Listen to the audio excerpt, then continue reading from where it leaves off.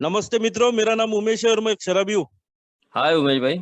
हाय हाय, भगवान की असीम कृपा आप लोगों का साथ, निरंतर मीटिंग और फेलोशिप की ताकत, इस वजह से मैं शराब के जहरीले गुण से दूर हूँ और एक एक दिन के आधार पर संतुलित जीवन जीने की कोशिश कर रहा हूँ। मित्रों, 4 साल अ, अपने आप में ही यकीन करना बहुत बड़ी बात है मित्रों कि 4 साल हुए।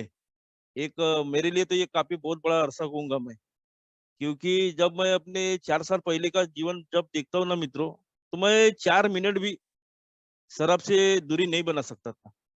मुझे वो शराब का ऑब्सेशन इस कदर हावी होता था कि मुझे लगातार कंटिन्यूअसली पीना पड़ता था। आज भी मैं उस जगह को देखता हूँ, जब भी मैं मार्केट जा रहा था, तो वो नुक्कड़ पे मैं बैठा था, तो वहाँ पे जब मेरा ध्यान गया, तो मैं वहाँ पे सिर्फ खाली 3 या 4 मिनट के लिए बैठता था। वहाँ से बैठने के बाद जैसे ही फिर जाता था, फिर पी के आता था, फिर बैठता था और वहाँ से गुजरने वाले लोग मेरे को बहुत घूर के देखते थे, कई लोग गाली-गलौज भी किया करते थे। लेकिन मैं आज किस्मत वाला हूँ कि आज मैं शराब से दूर हूँ। तो जब मैं अपने आप को अपने जीवन में झाँकता हूँ, तो नियर अबाउट 17-18 साल का मेरा रॉक बॉटम अल्कोहलिज़्म रह चुका है। और ऐसा कभी लगा नहीं था कि मैं शराब की दलदल में फँसूँगा करके। तो मज़े खातिर शराब पिया था और वो शराब अच्छी लगी थी। उसका रिजल्ट वगैरह तो ऐसा लगने लगा कि शराब को अच्छे से पिया जाए, जो बाकी लोग पी रहे हैं ना, उनके माफिक नहीं पीने का। अपने को इसे जहाँ कार्यक्रम वगैरह है या एन्जॉयमेंट है या हम ट्रैवलिंग कर रहे हैं या कोई कार्यक्रम वगैरह है, तो ऐसी जगह पे शराब पीने का। फालतू जगह पे शराब पी के अपना तमाशा नहीं दिखाने का, ये मैंने सोचा था। लेकिन ये शराब पीना मेरा कब बढ़ गया, ये कुछ पता ही नहीं चला। मुझे आज भी याद है कि मैं अपनी अर्ली इन अल्कोहलिक जमाने में मैं 1 साल ही अच्छे से शराब पिया होऊँगा। मैं तो 1 साल के बाद ही एक अल्कोहलिक बन चुका था। लेकिन मैं मान ही नहीं रहा था कि शराब मेरी समस्या बनी है। मेरे दोस्त लोग वगैरह मुझे बहुत समझाने की कोशिश करते थे कि यार तू उमेश, तू बहुत पढ़ाई में बहुत होशियार है। तू आगे चल के बहुत अच्छा कुछ कर सकता है। और मेरे घर के लोगों की भी बहुत सारी ख्वाहिशें थी मेरे बारे में। उन्होंने मेरे लिए बहुत सारा पैसा खर्च किए थे। मैं जो भी बोलता था वो मेरी इच्छाएँ पूरी होती थी। मुझे जहाँ पढ़ना है, मुझे कोई कोचिंग क्लासेस वगैरह लगाना है, मेरे घर वालों ने कभी मेरे को ना नहीं बोली थी। मैं ब्रह्मपुरी में शुरुआत के दिनों में मैं अपना ग्रेजुएशन कंप्लीट किया था। यहाँ पे भी मुझे काफ़ी अच्छे मार्क वगैरह आए थे और उस समय मेरे घर के लोगों ने मुझे नागपुर भेजे थे कि नागपुर जाके तू अभी जो बीएड वगैरह कर।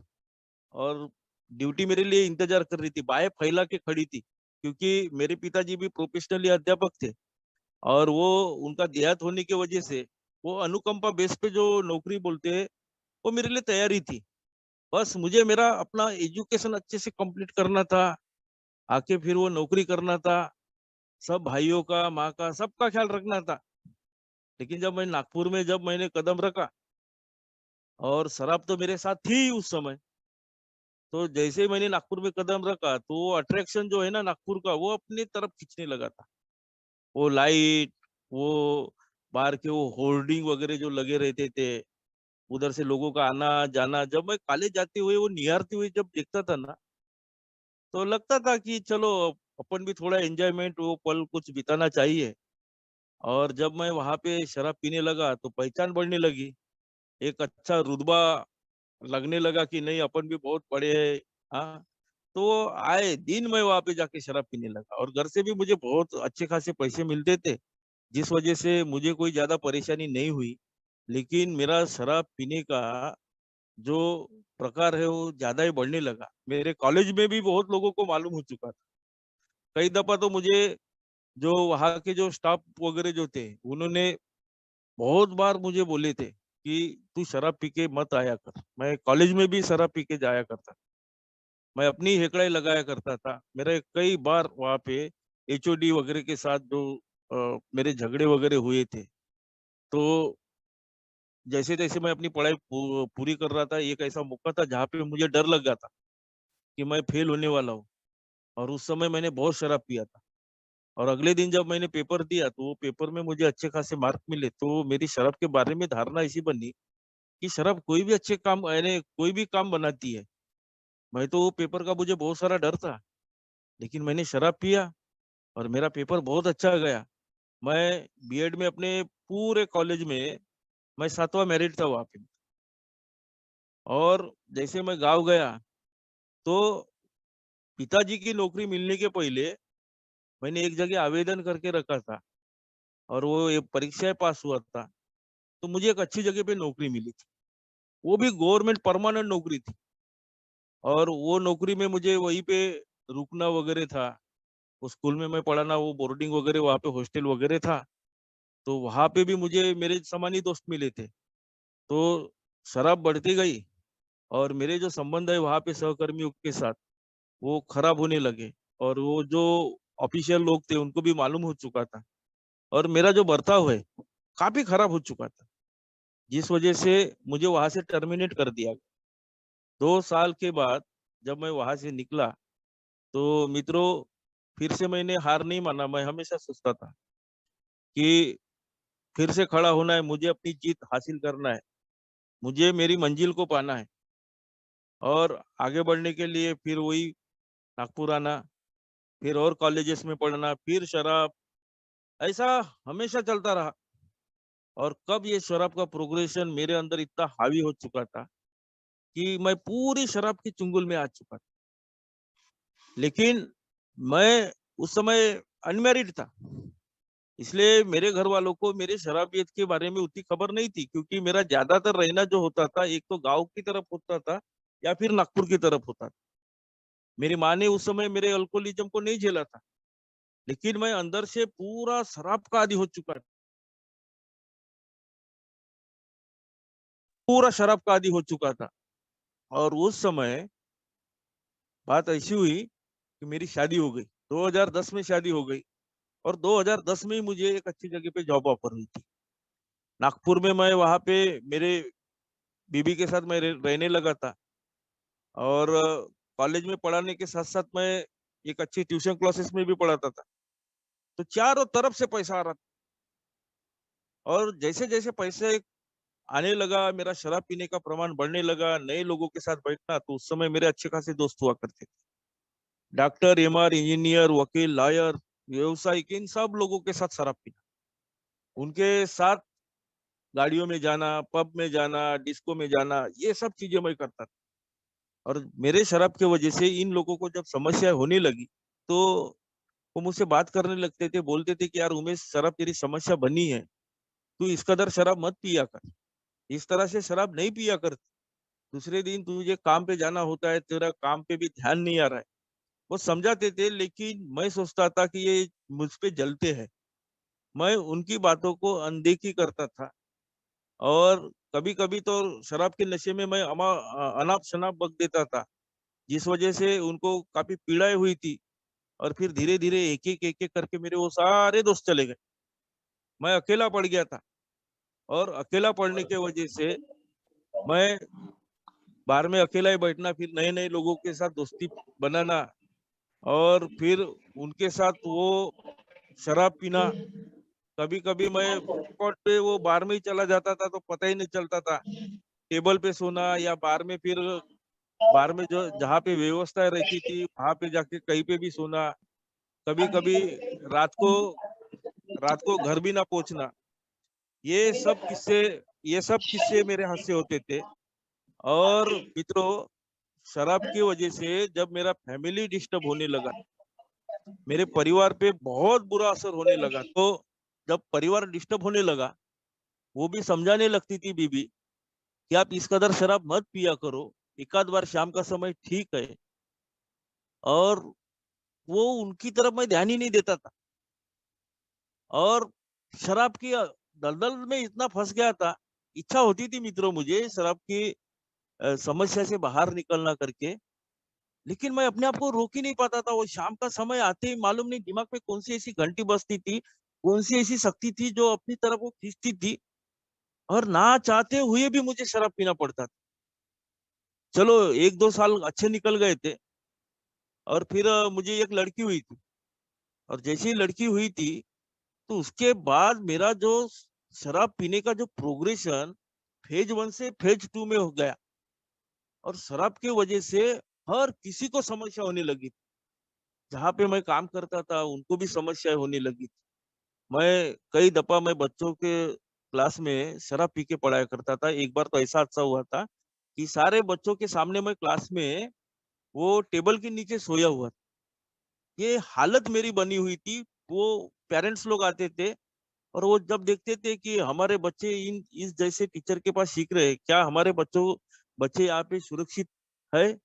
ऐसा सोचते थे, ये क्या हमारे बच्चों का भविष्य बनाएगा?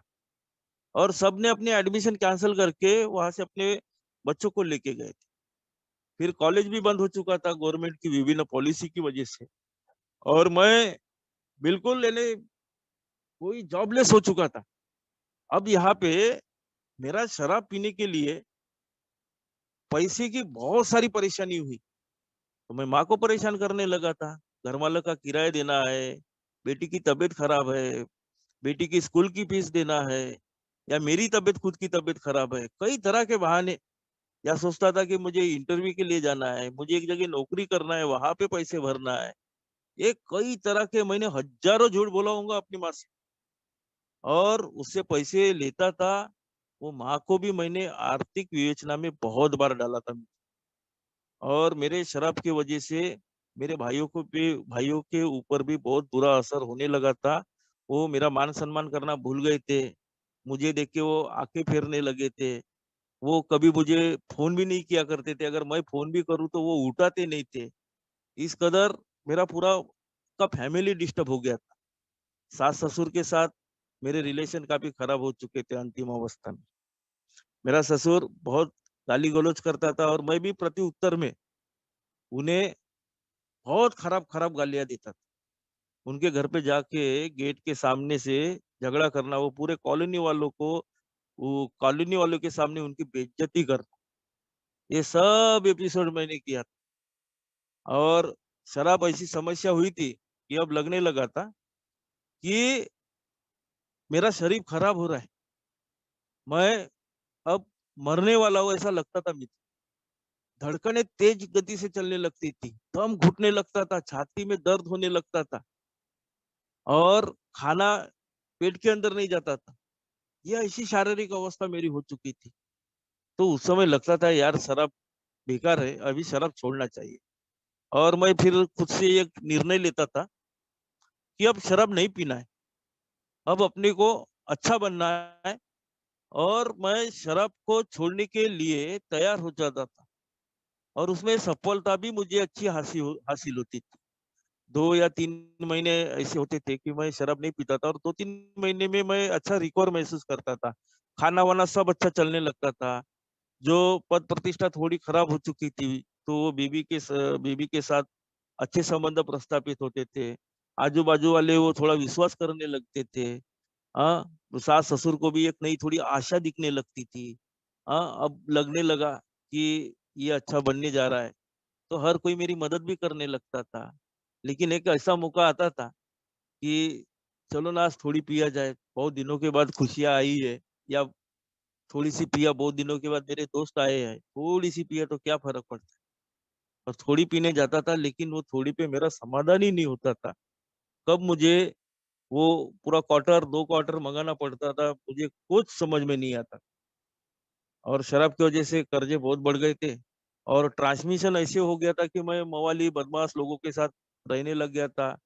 कोई भी चौक में या नागपुर में जैसे ये श्मशान भूमि वगैरह रहते थे, उन जगहों पे जाना, गंजेटी लोगों के साथ दोस्ती करना। हालाँकि मैंने इन चीज़ों का सेवन कभी नहीं किया था, वो गांजा वगैरह वो जो होते हैं, लेकिन उन लोगों की संगत में मैं आ चुका था। तो मेरी बेटी वगैरह मुझे कॉलोनी में ढूँढने निकलती थी, मेरे पापा कहाँ है? वो उस समय मेरी बेटी 4 या 5 साल की थी, तो वैसे वो ढूँढने के लिए निकलती थी। हाँ, तो ये सब मैंने कई दफ़ा मेरी बेटी का भी मैं सहारा लेता था, शराब पीने के लिए जब मेरे पास कोई बहाना ही नहीं बचता था घर से बाहर निकलने के लिए। तो मैं बेटी को घुमा के लाता हूँ। ये सोच के मैं उसको लेके जाता था। उसको 1-2 दफ़ा मैं बार में लेके गया। बार में टेबल के बाजू में बिठा के मैं काउंटर पे किया करता था। कॉलोनी के बच्चों को मैं घूमने के बहाने गार्डन में लेके जाता था और वहाँ पे उनको गार्डन में डाल के मैं बाजू में एक आधे बार में वगैरह चले जाता था, वहाँ पे शराब पीता था। अब अगर वो पार्क में या गार्डन में कुछ उनके साथ हादसा हुआ, तो कौन जिम्मेदार रहता? या कोई किडनैपर्स वगैरह या कोई भी आके एक आध बच्चे को उठा के लेके गया रहता, तो मैं क्या जवाब देता? लेकिन इन चीज़ों को मेरे ऊपर कोई असर नहीं गिरता। शराब के लिए मैं किसी भी हद तक गुज़रने के लिए तैयार।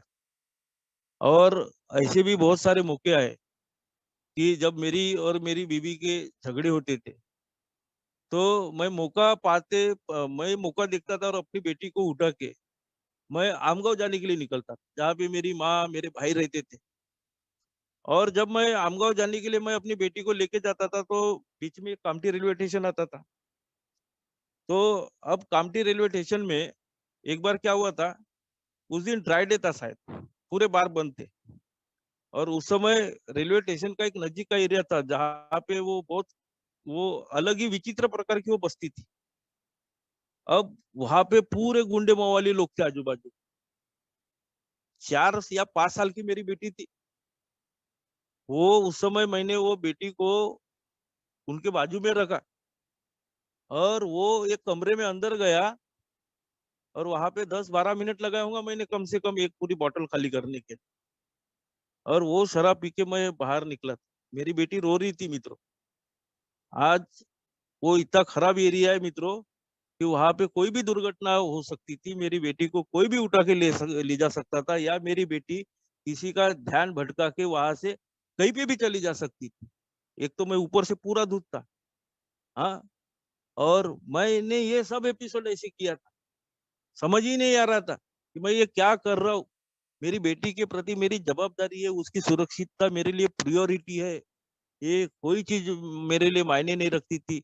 उसको उठा के मैं कभी भी आमगाँव चले जाता था। आमगाँव जाने के बाद बेटी को माँ के हाथ में सौंपना, फिर दिन-रात शराब पीना। ये सब वैसे होता होता गया। शराब बढ़ता गया, शराब से समस्या होती गई। लगता था अब शराब छोड़ना है तो ये जगह बदलना पड़ेगा, यहाँ के दोस्त, यहाँ का वातावरण। राजस्थान जा गया, तो ये बाहर गाँव गया, वहाँ पे तो किसी को मालूम नहीं था ना, कि ये उमेश शराब का आदी है या शराबी है करके। तो मैं अपने आप को वहाँ पे छुपा के रखा था, कि नहीं, यहाँ पे आके मुझे शराब नहीं पीना है। मुझे पूरी ईमानदारी और निष्ठा के साथ यहाँ पे लगन के साथ मेरे को अपना काम करना है। तो मैं राजस्थान में वहाँ पे एक अध्यापक था, बहुत अच्छी सैलरी थी, अच्छा पैकेज था मेरे लिए और एक ज़िंदगी में एक नई आशा दिखाई दे रही थी कि मैं अब कुछ बन सकता हूँ। तो वहाँ पे 2 महीना मैंने शराब नहीं पिया, लेकिन 2 महीने के बाद बंद की हुई शराब फिर से शुरू हुई। ऐसे ही मौज खातिर मैंने बोला कि चलो यार, बहुत दिनों के बाद थोड़ा रिलैक्स हुआ जाए। यहाँ पे अपन थोड़ी-सी पिएँगे, अपने कॉटेज में जाएँगे, बढ़िया सोएँगे, किसी को कानो-कान खबर नहीं होगी। लेकिन हर बार वही मैं प्रयास करता था और वही मैं धोखा खा जाता कि थोड़ी-सी पीता हूँ, लेकिन थोड़ी-सी से बात ही नहीं बनी और फिर मुझे पीना पड़ा। मैं कंटीन्यूअसली क्वार्टर पे क्वार्टर चढ़ाते जा रहा हूँ।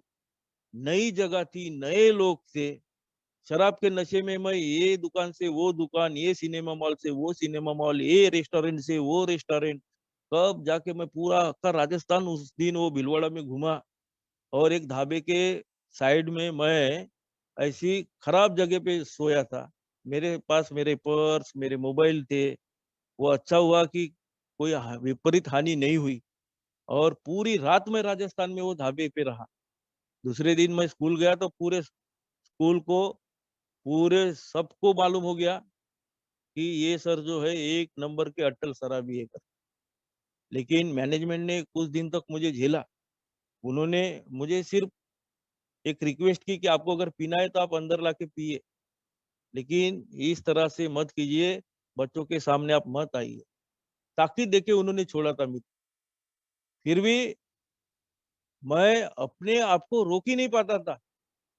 2 या 3 दिन हो गए कि वो शराब लाना, किसी के हाथ से कैंपस में बुलवाना, यहाँ तक कि उन्होंने मुझे बाहर जाने के लिए भी बैन करवा दिए कि अगर आपको बाहर जाने का रहा तो एक परमिशन लेटर यहाँ से लेके जाइए।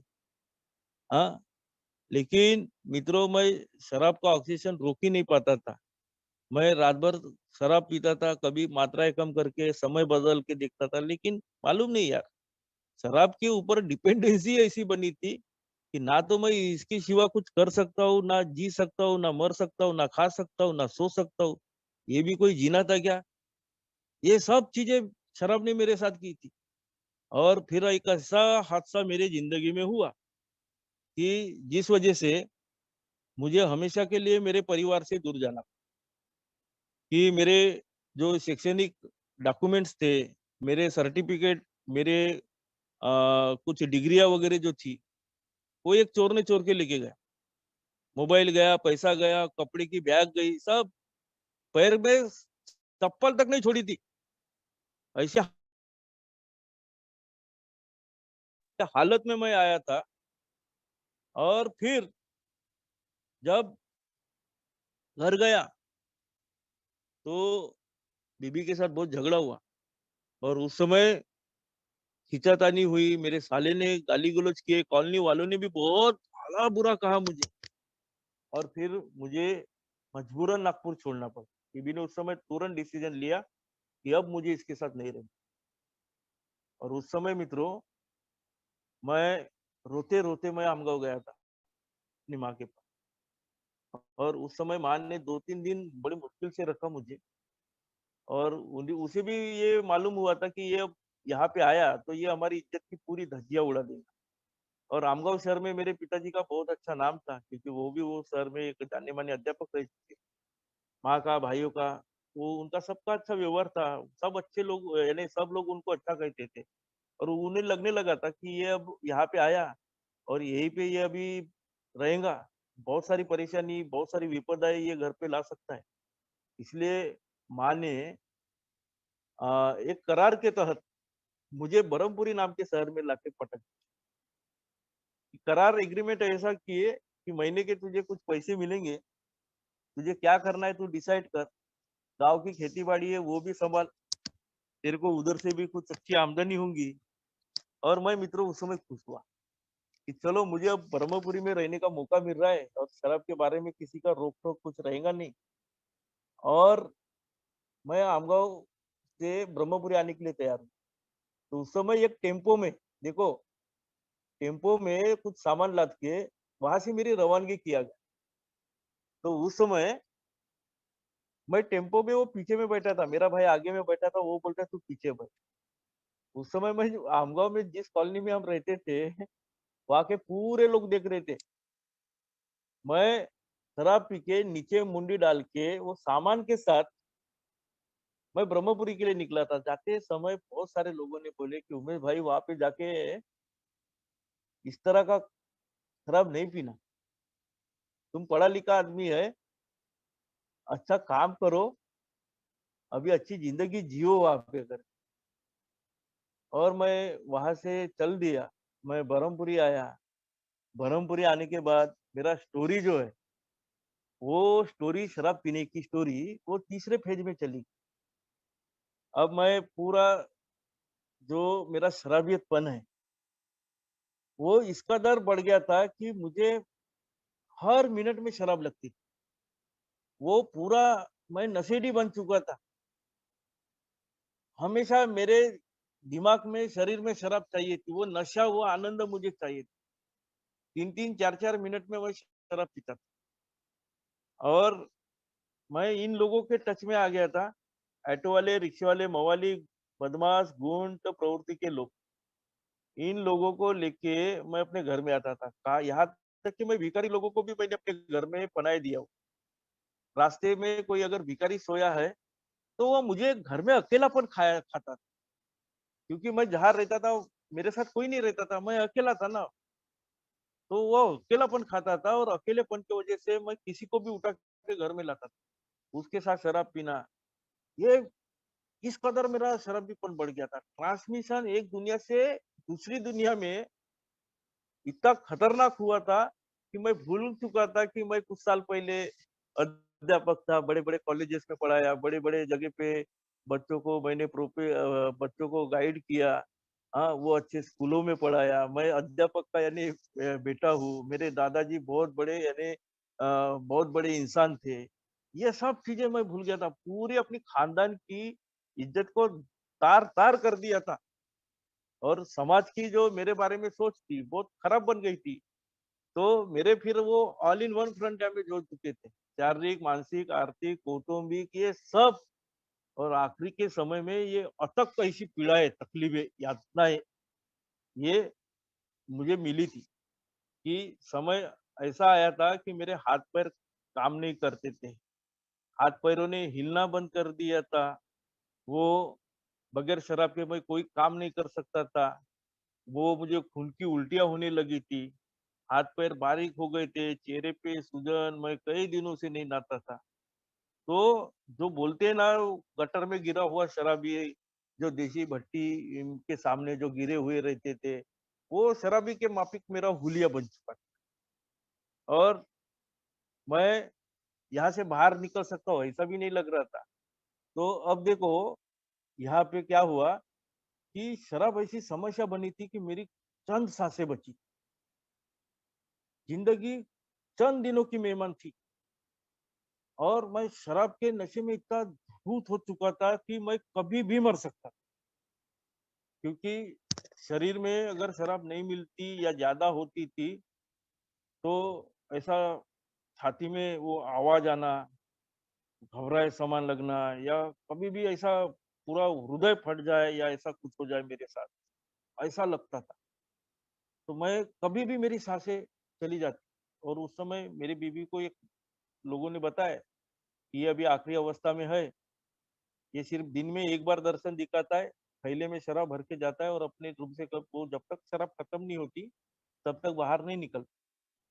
तो क्या हुआ, बीबी को ऐसा लगा कि चलो एक बार इसको मिल के आया जाए और वो बेटी को लेके ब्रह्मपुरी आने के लिए नागपुर से निकली।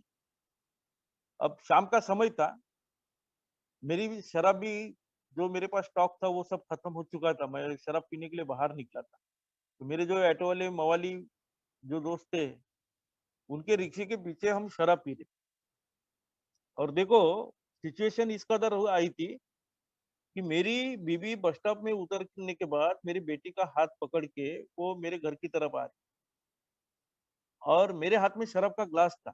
जैसे वो आई उसने देखी कि मेरे हाथ में शराब का ग्लास है। वो ग्लास को मैं फेंक नहीं सकता।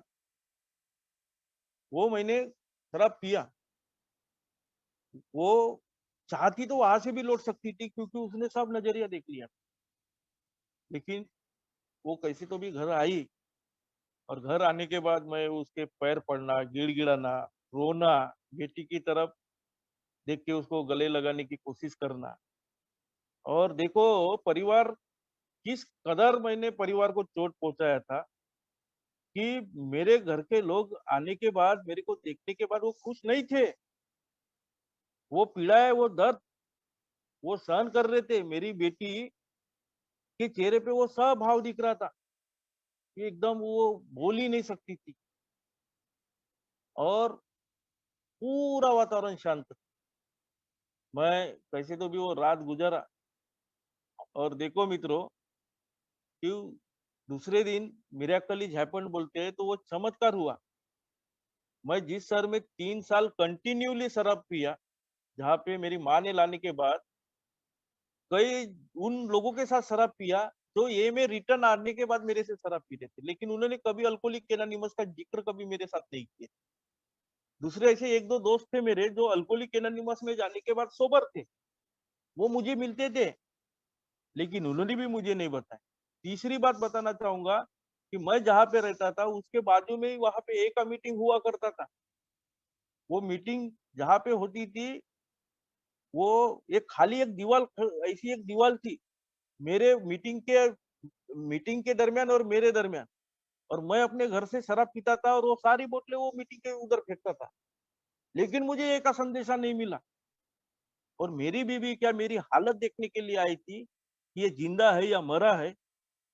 ना वो यहाँ पे किसी को नहीं जानती थी, लेकिन ये का संदेश उसको मिला कि एक आदमी ने उसको बताया कि इनको अगर शराब की समस्या है, तो मैं एक ऐसे व्यक्ति को जानता हूँ, जो इनको यहाँ से बाहर निकाल सकता है। और मित्रों, उसी दिन वो आदमी मेरे पास आया, वो मेरे लिए भगवान का दूत से कम नहीं है मित्रों। और उस आदमी ने जब अपना स्टोरी बताया, तो मेरे अंदर से उस दिन आवाज आई थी कि हाँ, ये सब मैंने एपिसोड किया है। और कहीं न कहीं उसको देख के मुझे ऐसा प्रतीत होने लगा कि इसकी बातों में वाक़ई में कुछ न कुछ दम है। नहीं तो मेरे जैसा शराबी यकीनन मैं किसी के ऊपर ऐसा यकीन नहीं करता था, विश्वास नहीं करता था। लेकिन मालूम नहीं उस समय वो कौन-सी ऐसी शक्ति थी, कौन-सी ऐसी ताकत थी कि मेरे मुँह से अल्फाज नहीं निकले और मैं राज़ी हो गया कि हाँ भाई, मैं शाम को चलूँगा। अब मैंने जब से वो आदमी गया, तब से मैंने शराब नहीं पिया। ये भी मेरे लिए एक बहुत बड़ा चमत्कार था, नहीं तो मैं 4 मिनट, 5 मिनट के ऊपर मैं शराब से नहीं रुक पाता। वो शराब चाहिए ही चाहिए थी। तो मैं वो आदमी जब से गया तब से मैंने शराब नहीं। मीटिंग में गया था तो मैं पिछले 4-5 घंटे से शराब नहीं पिया था और मीटिंग में मेरी हालत और पछता होती, क्योंकि मुझे शराब का जो आकर्षण है वो आ रहा था। और बहुत देर से शराब ना पीने के बाद मेरे पेट से डकारें आती थी या फिर वो वोमिटिंग आती थी, वो पानी बाहर निकल आता था। इस खातिर मैं हमेशा बाहर, जब बाहर रहता था तब शराब पीता था। तो भाई लोग वो आते थे, प्यार बरसाते थे, कोई पीठ थपथपाता, "अरे डरे मत यार, तू बैठ यार, तू सुन।" कोई आके गले लगाता था। मैं वो जो भाईचारा है ना ये का, वो देख के पूरा गदगद हो चुका था। और एक भाई ने बोला था कि आप घबराओ मत, आप यहाँ पे आए, अच्छी जगह पे आए, आपकी ज़िंदगी में चमत्कार हो।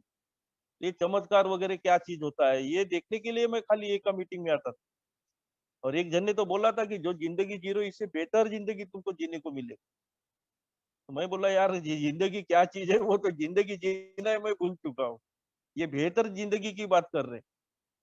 तो 2-3 दिन मैं पूरा उनके साथ रहने के बाद मैं शराब से दूर हुआ, शराब रुकी। और तब तक मेरी बीवी को मेरा साथ छोड़ के जाना पड़ा था। मजबूरन ये मजबूरी ये थी कि बेटी की पढ़ाई थी, उसके भी कोई कामकाज वगैरह थे वहाँ पे। वो तो वो चली गई और उसको उतना भरोसा फिर भी नहीं था, क्योंकि उसने भी बहुत सारे प्रयास किए थे। मेरे शराबियत से दूर करने के लिए उसने आबा-बाबा, होम-हवन, डॉक्टरी इलाज सब टोटके आज़मा लिए थे। वो नासिक का त्र्यंबकेश्वर मंदिर, वो सब चीज़ें हो चुकी। तो इसलिए उसको ज़्यादा उम्मीदें नहीं थी, सिर्फ़ उसने एक मार्ग दिखा के मुझे यहाँ पे लाके रख दिया।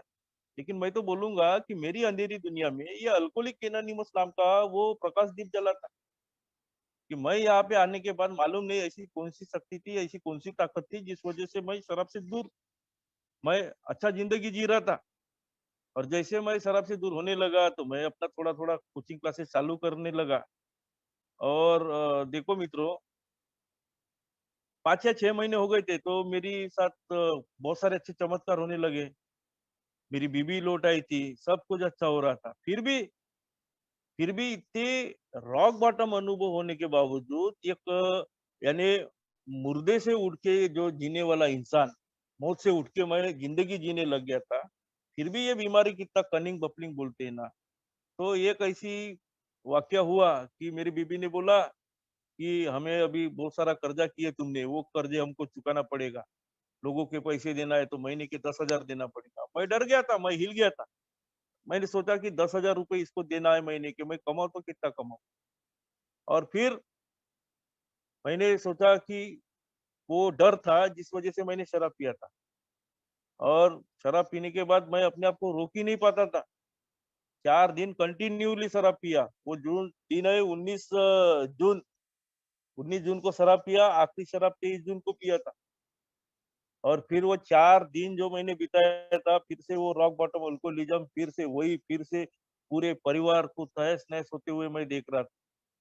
लेकिन वो ईश्वरीय कृपा हुई थी कि मैं ये भाई का मुझे साथ मिला, फिर वो एल-एल-एन बहनें मेरे घर तक आई, उसको भी उन्होंने समझाया। ये शायद इस कदर का जो प्यार है ना, कहीं और नहीं कर सकते। मेरे रिलेटिव कभी ज़िंदगी में मेरे घर में नहीं आए। हर किसी ने उम्मीद करना छोड़ दिए थे। हर कोई सजेस्ट कर रहा था मेरी बीवी को कि इसको छोड़ दे, तू अच्छी जिंदगी जी, तेरी शादी हम करके देंगे। ये सब चीजें उसको तरह तरह की सलाह दिया करते थे। मुझे भी बहुत लोगों ने बताया कि कई लोग ऐसे रिश्तेदार थे मेरे कि तू यार शराब तो बीवी की वजह से, तू इसको छोड़। लेकिन मेरे अंदर ये विचार कभी नहीं आया कि बीवी को छोड़ा जाए। और फिर से मैंने एक दामन थामा मित्रों।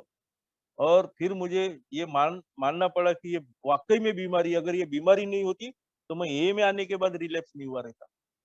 और फिर मित्रों, मैंने पूरी ईमानदारी, पूरी शिद्दत के साथ, पूरी निष्ठा के साथ ये जो प्रोग्राम है, ये प्रोग्राम अपने अंदर लेने का कोशिश किया।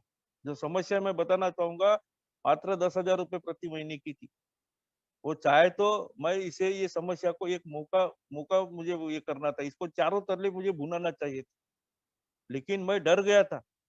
लेकिन जब मैंने वो अपने गॉड के ऊपर ये सब छोड़ा, तो मालूम नहीं दूसरे दिन चमत्कार होने लगा था। 24 तारीख को मेरा सोब्राइटी डेट था। उस दिन मैं सवेरे से शराब नहीं पिया था। और उसी दिन देखता हूँ तो रिलैप्स होने के बाद भी वो भगवान ने मेरे लिए करके दिया था कि अच्छे खासे एडमिशन आए। उस दिन 60-70 हजार रुपए तक कैश एडवांस जमा हो चुके थे। वो समस्या झटके से मिट गई। हर महीने में 10,000, मालूम नहीं भगवान ने तारीख के पहले वो नियोजन कर दिखाया। वो साल भर में मैं सबके पैसे दे दिया था। कई लोगों के पैसे जो कर्जा था, वो कर्जा दे दिया था। क्लासेस लेते समय तो 1-2 दफे ऐसे आए थे, जो हर्डल्स में मैं वो बोलना चाहूँगा कि एक पेरेंट्स के साथ मेरा वाद-विवाद हुआ था। एक बच्चे को पनिशमेंट किया था, वो पुलिस स्टेशन तक बात चली गई। लेकिन फिर भी प्रोग्राम था, तो प्रोग्राम के तत्वों पे मैं डटा रहा। फेलोशिप ने मेरा साथ दिया उस समय। फेलोशिप ने मुझे अकेला कभी नहीं छोड़ा। वो फेलोशिप की वो ताकत थी, शक्ति थी, तो मुझे कभी ऐसा महसूस ही नहीं हुआ कि शराब पिया। कई दफ़ा मेरा कभी-कभी जो मेरा पास्ट सामने आता था। मैं शराब से दूर था, लेकिन once an alcoholic always alcoholic कहा जाता है। तो इतने जल्दी वो जो जख्म थे, जो मैंने दुनिया को दिया था, जो दुनिया ने मुझे देखा था कि मैं किस कदर तक शराब पीता था, कौन-कौन सी जगह पे जाके मैं गिरता था। तो एडमिशन करने के बाद जब उनको मेरी हकीकत मालूम होती थी, तो कई लोग एडमिशन का पैसा वापस लेके अपने बच्चे को लेके जाते थे। ये सब वाकया मेरे साथ हुआ था। और मैंने भी कभी उनको कोई विरोध नहीं किया। लेकिन एक पल ऐसा आया था मित्रों, बताना चाहूँगा कि अच्छी खासी सोब्राइटी हासिल करने के बाद जब मैं सक्सेसफुल रनिंग क्लासेस अपने चला रहा था, तो उस समय वो लोग वापस आते थे कि नहीं सर, हमें अपने बच्चों को आपकी तरफ पढ़ाना है। लेकिन उस समय वो मेरे जैसे टीचर को अफोर्ड नहीं कर पाते थे, क्योंकि उस समय मैं home tuition, home classes provide करता था और मैं पर स्टूडेंट 50,000 पर हेड लेता था। तो उस समय उनके वो ताकत से बाहर थी ये सब चीजें। तो ये सब ईश्वर ने मेरे लिए करके रखा था। और धीरे-धीरे ये प्रोग्राम पे जब मैंने कदमों की तरफ ध्यान देना चालू किया, तो ज़िंदगी में बहुत सारे बदलाव हुए। फैमिली के साथ मेरे रिलेशन अच्छे बने। बीवी के साथ मेरी नोक-झोंक समाप्त हो गई, या कभी होती भी है तो एक अच्छी केमिस्ट्री के तहत बोलूँगा मैं। नोक-झोंक जो बोलती है ना, प्यारा-सा जो संवाद बोलते हैं, जो घर में कभी बाहर रहे तो फ़ोन पे थोड़ी-सी मज़ाक करना, या ये वो हँसी का वातावरण, ये सब अल्कोहलिक एनोनिमस के मेंबर के साथ, उसके परिवार के साथ हो सकता है। मेरी बेटी के साथ मेरे रिलेशन अच्छे, मेरी 1 मिनट वो मेरे सिवा नहीं रहती थी उस समय। हर बार यानी वो फ़ोन पे बात करना, उसका वो घर में वो चहकना, यानी घर में ऐसी खुशियाँ, ऐसी रौनक आ चुकी थी। वो बोलते हैं ना, दीवारें ऐसी हँसने लगती है।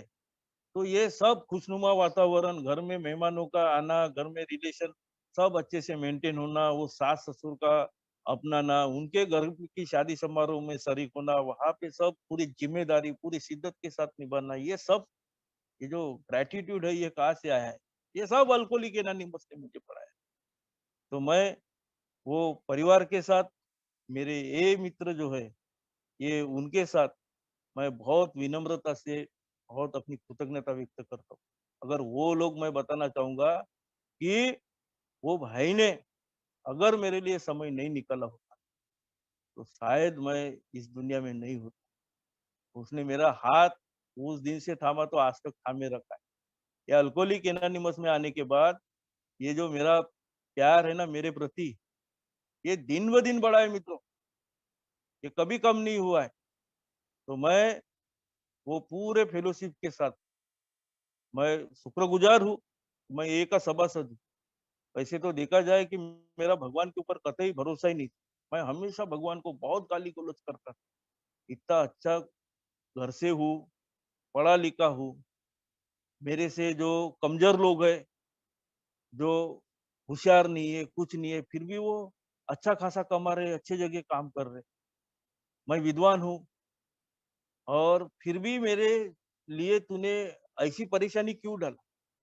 मैं क्यों ये यातनाएँ, मैं क्यों ये दुःख को भोग रहा हूँ? इसलिए मैं भगवान के बारे में बहुत सारे रिजाइमेंट पाला। मुझे ये नहीं समझ में आता था कि मैं ज़िंदगी को जीना भूल चुका था। मुझे ज़िंदगी जीते नहीं आता था। हाँ, शराब मेरी समस्या बनी थी, इसलिए भगवान मेरे लिए काम ही नहीं कर सकता था और भगवान को मैं काम ही करने नहीं देता था। इस वजह से वो मुझे यातनाएँ, पीड़ाएँ मिलती थी और जो मुझे पहले भगवान बताया गया था, जो माना हुआ जिसे हम रिलीजियस गॉड वगैरह कहेंगे, तो वो भगवान और ये भगवान में काफ़ी अंतर है। तो मैं हमेशा वही रिलीजियस भगवान कुछ नहीं करता, ये माटी का पुतला है या इनके अच्छे वो जो भी पुराने ज़माने के अच्छे विचार, थॉट्स होंगे तो होंगे, मेरे कोई काम के नहीं। तो ये ऐसी रिजाइमेंट मैं पाल के रखता था। लेकिन थैंक गॉड कि अल्कोहलिक एनोनिमस मुझे मिला, जहाँ पे मुझे भगवान का अस्तित्व क्या होता है, ये मुझे पता चला और गॉड का कांसेप्ट क्या है और भगवान को चुनने का स्वातंत्र्य, देखो कितनी बड़ी बात है। एक ए मेंबर को साक्षात भगवान चुनने का स्वातंत्र्य मिला है। हम अपना भगवान खुद चुन सकते हैं कि मेरे लिए भगवान क्या है। तो मैं वो भगवान का बहुत-बहुत कृतज्ञता व्यक्त करता हूँ, बहुत-बहुत मैं आभारी हूँ, शुक्रगुजार हूँ कि उसने मेरे जैसे एक अपराधी व्यक्ति को बोलो या एक नासमझ आदमी को बोलो या किसी का काम का नहीं ऐसे आदमी को बोलो कि उसने मुझे एक ही संगत में लाया और एक ही संगत में लाने के बाद भी उसकी कृपा दृष्टि मेरे ऊपर बनी। बहुत सारी समस्याएँ आई कि लेकिन मेरे हाथ में शराब नहीं आई। वो एक वाक्य छोड़ने के बाद, उसके बाद मैंने कभी पीछे मुड़ के नहीं देखा। तो उसमें मेरा क्रेडिट नहीं है, उसने उसमें भगवान का क्रेडिट। मैं सिर्फ प्रयत्न करता रहा, अपनी तरफ से पूरी ईमानदारी से मैं सिर्फ प्रयत्न करता रहा, तो वो भगवान ने मेरे लिए वो सारी चीज़ें किया, जिसका मैं हकदार था, मेरा परिवार था। मेरे परिवार वालों ने बहुत दोस्तों दुःख को सहन किए, बहुत सारी परेशानी उन्होंने झेली। वो कैसे-कैसे उन्होंने दिन गुज़ारे, मेरे सिवा यानी मैं नहीं था। लोगों की क्या सोच बनी होंगी मेरी बीवी के बारे में, हाँ? तो देखो कि भगवान ने कर दिखाया। आज ऐसे कई लोग हैं, जिनका परिवार बिखरा हुआ है, जिनके बीच में डाइवोर्स हुआ है या कोई इस दुनिया से लापता है या मरे हैं, हाँ? या उनके बच्चे क्या ज़िंदगी जी रहे। लेकिन मेरे जैसा शराबी आज अच्छा ज़िंदगी खुद भी जी रहा है। उनका परिवार आज फिर से एक मिलनसार इसमें आए हैं, हम एक साथ रहते हैं।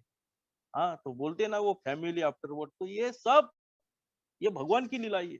ये सब अल्कोहलिक एनोनिमस में हो सकता है। और बहुत महत्वपूर्ण बात है मित्रों कि हमारे जो को-फाउंडर जी हैं, बिल साहब और डॉक्टर बॉब, तो कहीं न कहीं जब मैं इनको देखता हूँ, इनको पढ़ता हूँ, इनका स्टोरी सुनता हूँ स्टोरी पढ़ता हूँ या सुनता हूँ किसी सभासद के, इन्होंने बहुत सारे प्रयत्न किए।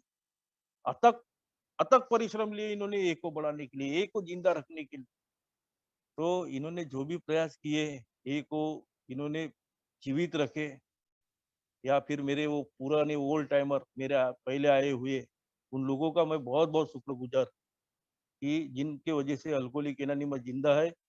हमारे को-फाउंडर बिल साहब, डॉक्टर बॉब, ये एक एल-एन संगठन जो है, उनका भी बहुत-बहुत आभारी हूँ। बहुत सारे लोग हैं ऐसे जिनका मैंने बहुत दिल दुखाया है। तो मैं माफ़ी के लायक नहीं हूँ मित्र। मैं कितना भी अमेंड करूँगा ना, तो भी बहुत कम है। ये कुछ भी नहीं है, क्योंकि बहुत दिल दुखाया है मैंने। मेरी माँ का, मेरे भाइयों का, सास-ससुर का, मेरे मौसा-मौसी कई लोगों का। तहस नहस कर दिया था। लेकिन मैं बहुत विनम्रता के साथ उनसे माफी मांगता हूँ। मैंने एक दो दफे पे फ्रंट पे माफी मंगाई मित्र, जो मेरे रिलेटिव है उनकी फ्रंट पे सामने जाके। और आज भी मैं कहीं ना कहीं सबसे बड़ा जो बोलते हैं ना गुडविल और सेल्फ विल का जो फर्क है ना, थोड़ा समझ में आ रहा है ये अल्कोहलिक की तरह। नहीं तो पहले तो मैं तो मेरा ईगो प्राइम पे रहता था। जो अहंकार था ना वो ऐसा कूद के भरा था एकदम, मैं एकदम ऑलवेज राइट हूँ, सामने वाला गलत है, यही मेरी सोच थी।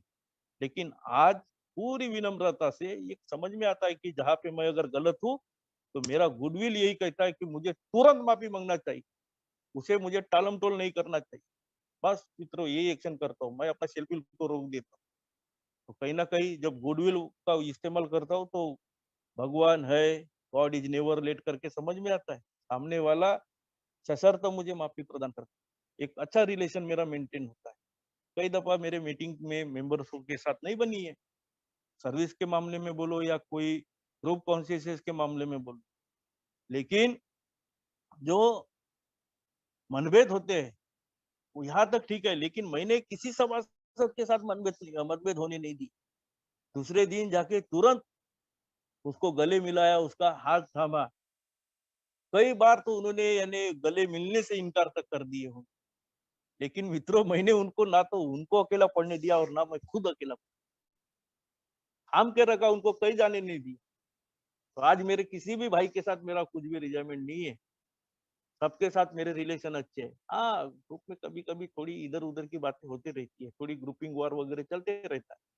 आज भी हमारे इधर थोड़ा कुछ टेक्निकल ऐसी कुछ इश्यू है, जहाँ पे समस्याएं आती जाती रहती है। लेकिन हम जहाँ पे एक ही बात आती है ना मित्रों, किसी को संदेश देना या फिर कुछ प्रोग्राम्स वगैरह रहा, तो हम वो जो बोलते हैं ना एकता में अनेकता, तो हम वो यूनिटी जो रहती है ना वो यूनिटी हम बरकरार रखते हैं। हम पूरे एक दूसरे के कंधे को कंधा लगा के एक साथ खड़े रहते हैं।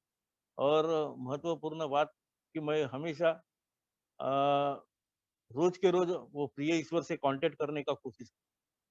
और महत्वपूर्ण बात बताना चाहूंगा कि मैं मुझे जो मिला है, जो पॉसिटन का प्रोग्राम दिया है, कि मुझे अगर ग्रेटिट्यूड रहना है एक के प्रति, मेरी अगर सच्ची आराधना, सच्ची निष्ठा और सच्ची अगर कृतज्ञता है, तो मुझे ये जो ए का मैसेज है वो पीड़ित भाई को देना है। इसके लिए मुझे कभी लेट नहीं करना, ये मैं अपनी जिम्मेदारी समझ के ये काम करता हूँ। मैं ये सेवा नहीं है मित्रों, ये मेरा कर्तव्य है कि मुझे उन लोगों के लिए समय निकालना पड़ेगा, मुझे वर्किंग विथ अदर्स करना पड़ेगा। अगर मैं उनके साथ अगर वर्किंग करता हूँ, काम करता हूँ, तो कहीं ना कहीं मैं वो सब कुछ हासिल करता हूँ कि मुझे मेरा अल्कोहलिज्म क्या है, मैं किस यातना से गुजरा हूँ। और उन लोगों को जब मैं सुधरते हुए दिखता हूँ तो वो बोलते हैं ना नई आशा संचारते, हमारे मराठी में है नवीन जीवनाची आशा स्फूर्ते। तो उनको देख के वो आशा स्फूर्ते बोलते हैं ना, वो ताकत आती है मुझे। तो ये सब चीजें मैं करता हूँ। तो मैं ये खुशकिस्मत हूँ कि जिसकी चंद सांसें, चंद जिंदगी बची थी, आज वो जिंदा है। नहीं तो मैं देख रहा हूँ कि अभी 1 महीने के समय में मित्रों, 1 महीने का समय सिर्फ मेरे नजीक के मेरे फेलोशिप के जो मीटिंग को टाटा बाय बाय करके गए, जो ये सरल कार्यक्रम को पूरी शिद्दत और ईमानदारी के साथ नहीं ले सकते, या कोई वो अपना डिसीज ऑफ डिनाइल में गए कि मैं आपके समान नहीं हूँ। तो 1 महीने में 3 लोगों का देहांत हो चुका है। बल्कि एक ताजा ताजा खबर है कि मैं वो उसे देखने हॉस्पिटल गया था। उसे एक का फिर से मैंने संदेश दिया। उसे उसका पोस्ट भी मैंने व्हाट्सएप पे डाला। कई लोगों ने उसको फोन किए, मिलने गए। और यहाँ तक कि वो डॉक्टर से भी बात किया था कि डॉक्टर ने बोला कि उसकी तो क्रिटिकल है ही नहीं, इसका थोड़ा पोटेशियम लेवल खराब है जिस वजह से उसको पैर को पैरालिसिस के समान लग रहा है, लेकिन आ जाएगा करके। लेकिन रात के समय में उसे जो एक दो स्ट्रोक आ गए और वो कल के मॉर्निंग में भी मित्रों गुजर गए। देखो मरने लायक नहीं था, मैं तो मौत की कगार में गया था, फिर भी वो भगवान ने मुझे जिंदा रखा। और वो देखो कि वो मेरा ए मेंबर जो वो उतनी पीड़ा नहीं सहन यानी उतनी तकलीफ में नहीं था, फिर भी उसे ये नहीं मिला या फिर उसे भगवान ने उसकी मदद नहीं की, मालूम नहीं ऐसा क्यों होता है। मैं ये खुशकिस्मत हूँ मित्रों कि मैं ये में हूँ और ये में होने की वजह से मैं एक अच्छी जिंदगी जी रहा हूँ। मेरा परिवार अच्छी जिंदगी जी रहा है। और एक चीज बताना चाहूंगा कि अल्कोहलिक एनोनिमस की प्रोग्राम ने मेरे परिवारों की उम्मीदों को जिंदा रखा।